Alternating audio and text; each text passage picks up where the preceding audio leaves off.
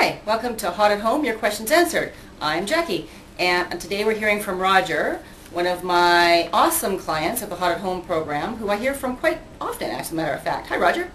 Roger has a question that says, I noticed that throughout your video gallery, he's talking about the video gallery that's in the Hot at Home program that the customers have access to.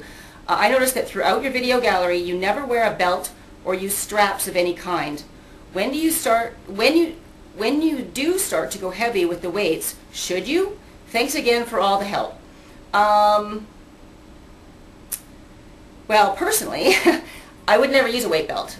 First of all, I don't think I'll ever be lifting so heavy that I'm in danger of throwing my back out while doing correct form. First things first, get your form right. If you're not doing your form right, then there's a chance you might throw your back out, in which case a weight belt might help you. But first things first, let's get our form right. If you're going so heavy that you can't get your form right on an exercise that calls for between 8 and 12 reps, which most of my workouts do, then you're going way too heavy with exercise in the first place. You should be able to do between 8 and 12 reps. So if you're going so heavy that you need a weight belt, I'm assuming that you're probably only being able to pull out 1 or 2 reps. Keep in mind that the people who get the most benefit from weight belts are like Olympic heavy lifters, and those guys are going for 1 rep maximums. They just want to get it up there one time, break a record, and throw it on the ground quickly before something pops.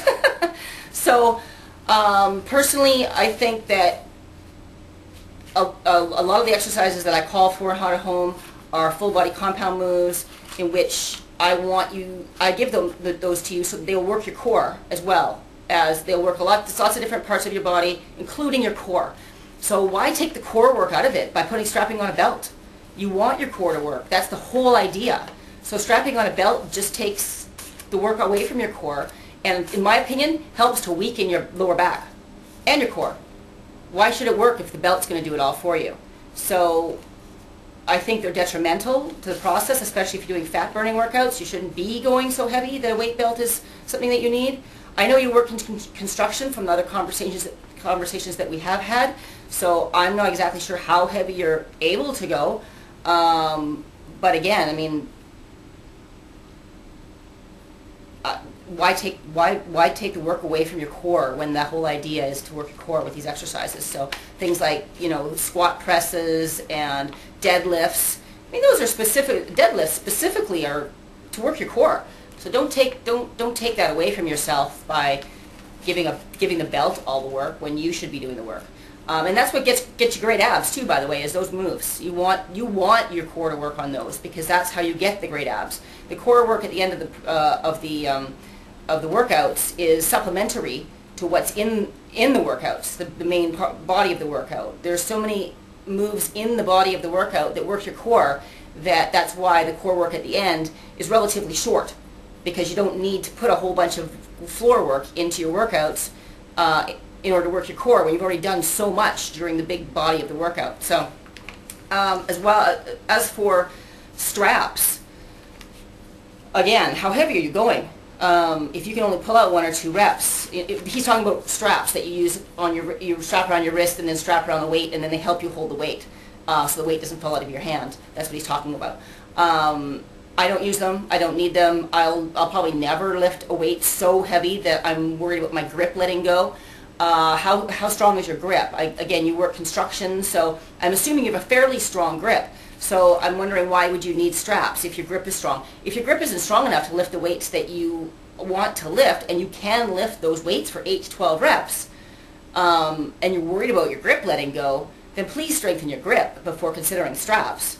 Get your grip strong first. These things are meant to be aids for things that you can't currently do. So my default is to build up with the thing that I can't currently do before going out and buying something that will do the work for me.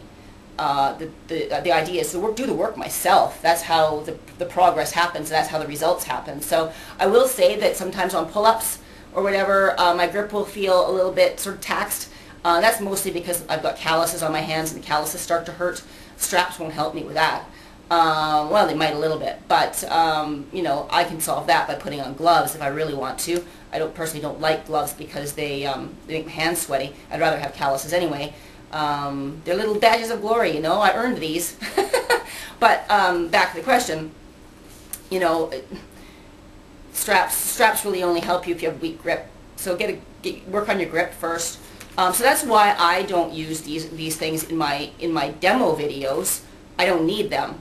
Whether or not you need them, I mean, if you've got a really weak lower back and you need a weight belt, please do some exercises to increase the strength in your lower back, and don't just strap on a belt and call the problem solved.